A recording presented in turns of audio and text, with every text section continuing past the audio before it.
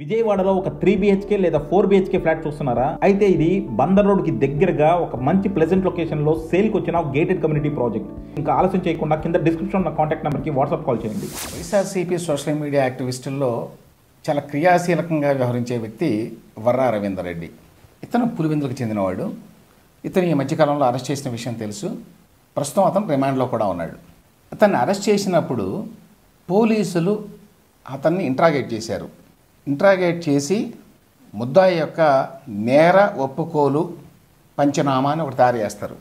ఆ తయారు చేసినటువంటి డాక్యుమెంటు నా దగ్గర ఉన్నది. మీరు స్క్రీన్ మీద ఆ డాక్యుమెంట్ని చూడొచ్చు.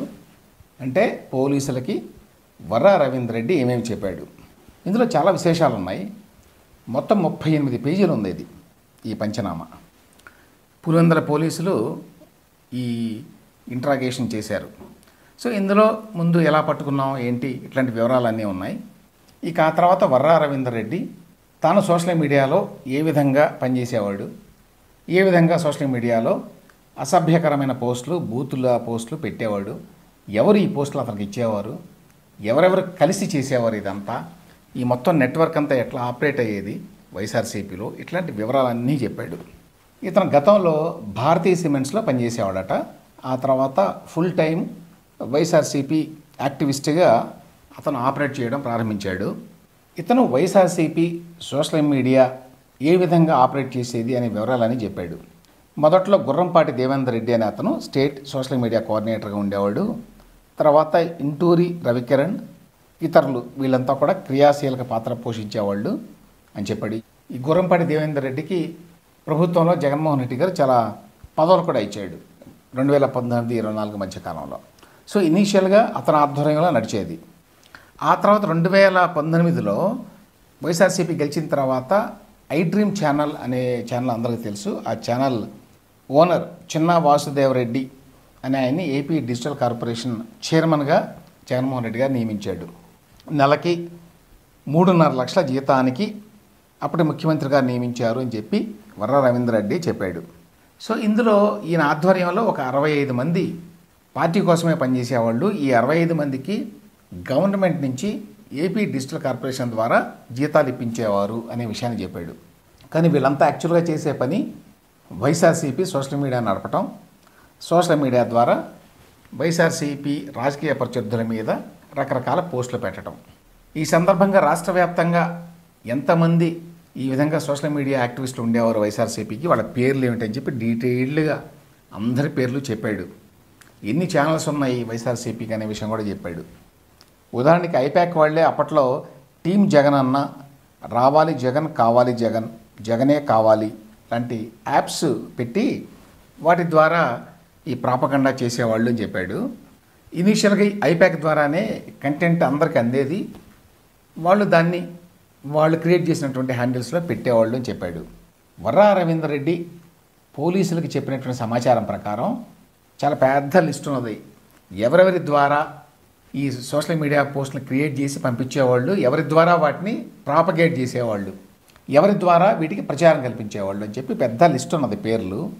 Warriors Suma team, PDTV Johnny, Sri Reddy, Yuva TV, Jananetha, Daruvu TV, great Andhra, I dream channel, Allam Harikrishna Reddy, journalist Sai, Andhra politics, Sakshi TV, Prajagalam, Pradeep Chinta, ఇలా పెద్ద లిస్ట్ ఇచ్చారండి. Varadhi news, Myra media, dot news, Telakapalli అని కూడా రాశారు. ఇవన్నీ కూడా 100% నిజం అని చెప్పి మనం చెప్పలేము. ఇదంతా కూడా వర్రా రవీందర్ రెడ్డి పోలీసులకు ఇచ్చినటువంటి సాక్ష్యంలో ఉన్నటువంటి విషయాలు ఇవి. చాలాసార్లు ఏమవుతుందంటే పోలీసులు ఒత్తిడి చేయటం వల్ల పోలీసులు చెప్పమన్న పేర్లు చెప్పవచ్చు, లేదు పోలీసులే రాసుకొని ఆ నిందితుడు చెప్పినట్టుగా వాళ్ళు సంతకాలు కూడా తీసుకోవచ్చు. కాబట్టి ఇవన్నీ 100% వాస్తవాలని చెప్పి చెప్పలేము. కానీ ఈ లిస్టులో ఉన్న పేర్లు వర్రా రవీందర్ రెడ్డి చెప్పాడు అని చెప్పి పోలీసులు తయారు చేసినటువంటి పంచనామాలో ఉన్న పేర్లు చెప్తున్నాను నేను.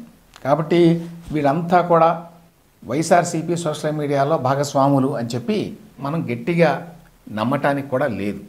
కానీ వీళ్ళల్లో చాలామంది ఖచ్చితంగా వైఎస్ఆర్సీపీ సోషల్ మీడియాలో పనిచేశారు అనే విషయంలో డౌట్ లేదు. ఇక పోలీసులు ఈ కేసులో చాలా లోతుగా దర్యాప్తు చేశారని చెప్పాల్సిందే. ఎందుకంటే వాళ్ళు చాలా డీటెయిల్స్ తీసుకున్నారు అతని దగ్గర నుంచి.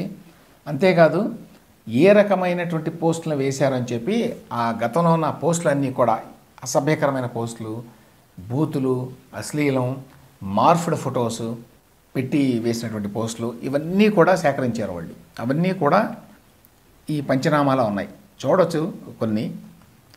ఇందులో వాళ్ళు రాసిన రాతలు అయితే చదవలేం, కానీ ఈ ఫొటోస్ కూడా మార్ఫ్ చేసి ఎస్పెషల్లీ చంద్రబాబు నాయుడు, లోకేష్, పవన్ కళ్యాణ్, ఇక చాలామంది మహిళలు, వంగలపూడి అనిత ఇట్లాంటి వాళ్ళు, అలాగే చంద్రబాబు, పవన్ కళ్యాణ్ వాళ్ళ కుటుంబ సభ్యులు, వాళ్ళని నీచమైనటువంటి మార్ఫ్డ్ ఇమేజెస్ ద్వారా అవమానించారు.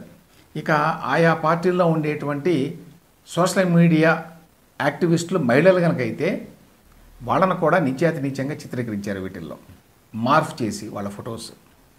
సో అవన్నీ ఇందులో ఉన్నాయి, వీళ్ళు సేకరించారు అవన్నీ కూడా. ఎన్ని రకాలుగా చేశారో చూడండి, సామాన్యం కాదు అసలు. ఎంత ఒక ఇండస్ట్రియల్ లెవెల్లో చేశారు, ఎంత అవమానకరంగా చేశారో చెప్పలేము. ముఖ్యంగా చంద్రబాబు నాయుడిని చూడవచ్చు ఫొటోస్. సో వీటన్నిటినీ కూడా సేకరించి ఇప్పుడు వీళ్ళందరి మీద కూడా కేసులు పెడుతున్నారు.